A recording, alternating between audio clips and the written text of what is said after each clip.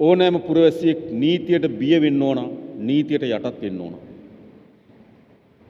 හැබැයි අපේ රටේ දීර්ඝකාලික සංස්කෘතියක් තිබුණා නීතියට බිය නොවන, නීතියට යටත් නොවන කණ්ඩායමක් හිටියා. ඔවුන්ට හැකියාව තිබෙනවා තමන්ගේ ධනෙ නීතියෙන් මග අරින්න පුළුවන්. තමන්ගේ බලයෙන් නීතියෙන් මග අරින්න පුළුවන්.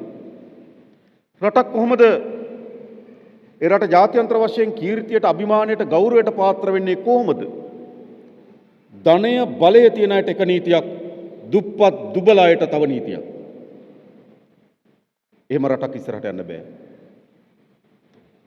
ඒ නිසා රටක ගෞරවය, අභිමානයේදී මා විශ්වාස කරන විශේෂම ගත්තොත් නීතිය ඉදිරියේ හැම දෙනාම සමානයි කියන සංකල්පයට අපි පණ දෙන්න ඕන. වැරද්දකදී සෑම දෙනාටම නීතිය ක්‍රියාත්මක වෙනවා කියන විශ්වාසයක් සමාජය තුළ ඇති වෙන්න ඕන. ජාත්‍යන්තර වශයෙන් ශ්‍රී ලංකාව නීතියට ගරු කරන රාජ්‍යයක් කියන සංකල්පය ඇති වෙන්න ඕන. මා හිතනවා ඒ කාර්යභාරයේදීත් අපි දිගු පියවරක් තබලා තිබෙනවා. අපි නීතියට සෑම දෙනාම යටත් රාජ්‍යයක් ගොඩනගමින් තිබෙනවා. අසීරුයි. පැරණි පුරුදු බලපෑම් කරනවා. එහෙත් අපි අධිෂ්ඨානශීලීව සෑම දෙනාම නීතියට යටත් විය යුතු කියන සංකල්පයට පණ පෙවීම සඳහා කටයුතු කරමින් තිබෙනවා. අන්න එහිදී අපේ ආරක්ෂක හමුදාවන්ට, අපේ විශේෂ කාර්ය බලකායට විශාල කාර්යභාරයක් තිබෙනවා. කොහොමද අපි අපේ රටේ නීතියේ විධානයේ ආධිපත්‍ය තහවුරු කිරීමේදී ඔබට පැවරී තිබෙන සුවිශේෂී කාර්යභාරයක් තිබෙනවා.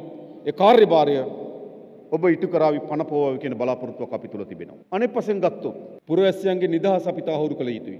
රටේ කිසිදු පුරවැසියෙක් පාලකයාට බය ජීවත් විය යුතු නැහැ. හැබැයි දීර්ඝ කාලයක් අපේ රට පුරවැසියන් ලක් වෙලා තිබුණා පාලකයාට බය ජීවත් වෙන. එහෙම රටකට ඉස්සරහට යන්න බෑ. පාලකයාට බය, පාලකයාට යටත් වෙලා රාජ්‍යයක් ඉස්සරහට යන්න බෑ. අපි කරන්න ඕන මොකද්ද? පාලකයා විවේචනය කරන්න තියෙන අයිතිය පුරවැසියන්ට තියෙනවා. පාලකයාට එරෙහිව තමගේ අයිතිවාසිකම් සංවිධානය වීමේ අයිතිය පුරවැසියන්ට තියෙනවා. ජනතාව විසින් අපිව ජනාධිපති ධූරයට පත් කරලා තිබෙනවා නම් මාව ප්‍රශ්න කිරීමේ අයිතිය ජනතාවට තියෙනවා. එවැනි නිදහස් මානව හිමිකම් සුරකින රාජ්‍යයක් අපි නිර්මාණය කළ යුතුයි.